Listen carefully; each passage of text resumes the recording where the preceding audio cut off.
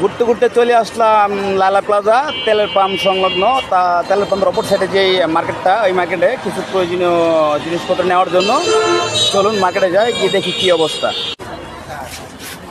চলুন ভিতরে ঢুকতেছি আমরা।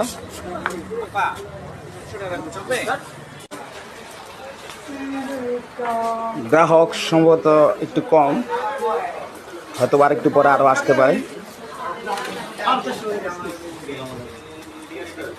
ঈদকে ঘিরে দোকানদারের কি অবস্থা দেখা যাক, ক্রেতা কিরকম তারা পাচ্ছে বলবেন কি প্লিজ একটু ভাইয়া, যে আপনাদের কিরকম বেচা কিনা হচ্ছে?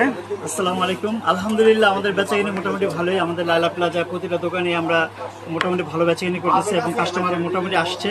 এবং আমরা সবচেয়ে মূল্যবান কথা হচ্ছে আমরা সব দোকানদারের মিলে একটা আকর্ষণীয় রেফারেল ড্রিংকের ব্যবস্থা করেছি এবং 100টি কুপনের ব্যবস্থা করেছি এবং গ্রাহক অল্প টাকায় সদাই কিনলে আমরা কুপনগুলো দিয়ে দিচ্ছি।